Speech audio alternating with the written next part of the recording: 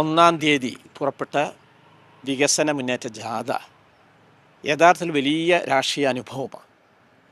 കഴിഞ്ഞ 15 ദിവസമായി 6 ജില്ലകളിലുമാണ് കടന്നു പോയിരിക്കുന്നത്. ജാഥ കൊണ്ട് ഉദ്ദേശിച്ചത് ചില രാഷ്ട്രീയ സന്ദേശങ്ങൾ ജനങ്ങളിൽ എത്തിക്കുക എന്നതാണെങ്കിലും ഞങ്ങളെ സംബന്ധിച്ചോളം ഇതൊരു വലിയ പാഠമാണ്, വലിയ അനുഭവമാണ്. ഒന്ന്, പ്രതീക്ഷിച്ചതിലപ്പുറമാണ് ഈ ജാഥയോട് ജനങ്ങൾ പ്രതികരിച്ചിരിക്കുന്നത് എന്നുള്ളതാണ്. വൻ മുന്നേറ്റമാണ് ഈ വിഷയത്തിൽ ഉണ്ടായിരിക്കുന്നത്. അവിടെ കാസർകോട്ടെ കുമ്പളയിൽ നിന്ന് തുടങ്ങി ഇന്നിപ്പോൾ ഷൊർണൂർ എത്തുന്നത് വരെ ഞങ്ങൾക്ക് കിട്ടിയ സ്വീകരണത്തിൻ്റെ തോത്, അതോടൊപ്പം തന്നെ ജനങ്ങൾ വിവിധ വിഷയങ്ങളിലുള്ള ജനങ്ങളുടെ പ്രതികരണം, ഇതെല്ലാം തന്നെ ഇടത് ജനാധിപത്യ മുന്നണിയെ നെഞ്ചിലേറ്റുന്ന കേരളീയ സമൂഹത്തിൻ്റെ ഒരു പരിച്ഛേദമാണ് കാണാൻ സാധിക്കുന്നത്.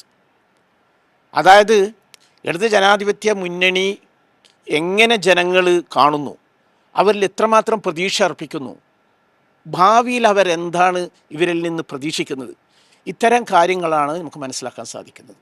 ഒന്ന്, പോകുന്നിടത്തെല്ലാം തന്നെ വൻ ജനക്കൂട്ടമാണ് സഖാവ് എം.വി. ഗോവിന്ദൻ മാസ്റ്ററുടെ നേതൃത്വത്തിലുള്ള ഈ ജാഥയെ വരവേൽക്കാൻ വേണ്ടി കാത്തു നിൽക്കുന്നത്.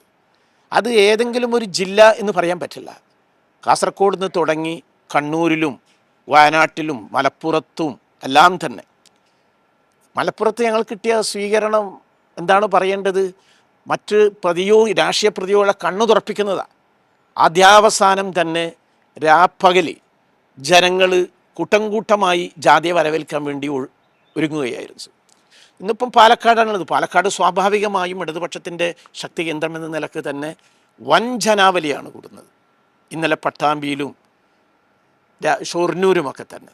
അപ്പോൾ എല്ലായിടത്തും തീർത്ഥാലം മുതൽ തുടങ്ങി അവരെല്ലാം പറയുന്നത് മുമ്പ് കാണാത്ത ജനപ്രവാഹമാണ് ഇത്തരം ജാഥ കേന്ദ്രങ്ങളിലേക്ക് എത്തിക്കൊണ്ടിരിക്കുന്നത് എന്നുള്ളത്.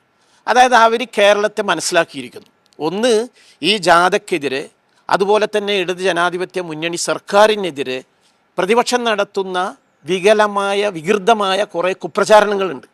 അതിനോട് പ്രതികരിക്കുകയാണ് ജനങ്ങൾ.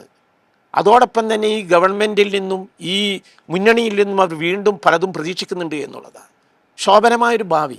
കാരണം കഴിഞ്ഞ 10 വർഷം കൊണ്ട് ഇടത് ജനാധിപത്യ മുന്നണി സർക്കാർ നേടിയ നേട്ടം കഴിഞ്ഞ 60 വർഷത്തിനിടയിൽ കേരളം നേടുന്നതിനേക്കാൾ അപ്പുറത്താണ് എന്നാണ് മനസ്സിലാക്കാൻ സാധിക്കുന്നത്. ഒരു മാറ്റത്തിൻ്റെ വിപ്ലവം ഇവിടെ അറിയാതെ നടന്നുകൊണ്ടിരിക്കുക. ആരോരും അറിയാതെ നമ്മുടെ സാമൂഹ്യ, സാംസ്കാരിക, സാമ്പത്തിക രംഗത്ത് വൻ വിപ്ലവങ്ങൾ സൃഷ്ടിച്ചുകൊണ്ടിരിക്കുക.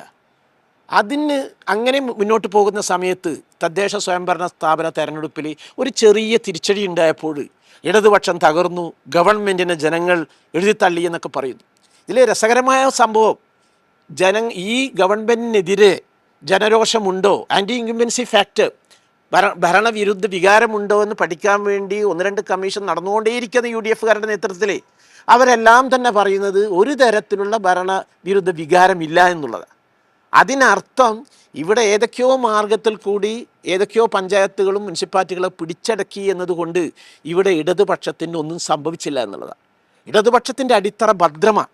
ഇടതുപക്ഷ മുന്നണിയുള്ള ജനങ്ങളുടെ സമീപനം ഭദ്രമാണ്. ഇടത് മുന്നണി പ്രവർത്തകർ മാത്രമല്ല, കേരളത്തിലെ പ്രബുദ്ധരായ, നിഷ്പക്ഷമതികളായ, അഭ്യസ്തവിദ്യരായ സാധാരണക്കാരായ ജനങ്ങൾക്ക് പോലും ഈ മുന്നണിയോടും ഈ ഗവൺമെൻറ്റിനോടും അതിൻ്റേതായ അർത്ഥത്തിൽ ചരിത്രപരമായൊരു പ്രതിബദ്ധതയുണ്ട് എന്നുള്ളതാണ്. അത് നിറവേറ്റുന്ന മനോഹരമായ കാഴ്ചയാണ് ഞങ്ങൾ വഴിയോരങ്ങളിലും അതുപോലെ തന്നെ ഈ രാവിലത്തെ പ്രഭാത മീറ്റിങ്ങുകളൊക്കെ തന്നെ കാണാൻ സാധിക്കുന്നത്. നമ്മളെ കാണാൻ വേണ്ടി, നമ്മളെ കേൾക്കാൻ വേണ്ടി, നമ്മളെ സ്നേഹിക്കാനും വരവേൽക്കാനും വേണ്ടി എല്ലാ വിഭാഗത്തിൽപ്പെട്ട ജനങ്ങളും ജാതി മത ഭേദമന്യേ എത്തുന്നു എന്നുള്ളതാണ്. ഒരു കുപ്രചാരം ഇവർ അടിച്ച് തീർക്കുന്നത് ന്യൂനപക്ഷങ്ങൾ മുഴുവനും തന്നെ LDF-ൽ നിന്ന് അകന്നു എന്നുള്ളതാണ്. പക്ഷേ അതിനെ കണ്ണിച്ചുകൊണ്ട്, അതിനെ ലംഘിച്ചുകൊണ്ടുള്ള പ്രതികരണമാണ് നമുക്ക് മലപ്പുറം ജില്ലയെ അടക്കം തന്നെ കാണാൻ പറ്റുന്നത്. വൻ ജനാവലി, പണ്ഡിതന്മാരും സാധാരണക്കാരും എല്ലാം തന്നെ ഈ യോഗത്തിൽ പങ്കെടുക്കുകയും അതോടൊപ്പം തന്നെ നമുക്ക് വേണ്ട വരവേൽപ്പ് നൽകുകയും ചെയ്തിരിക്കുക.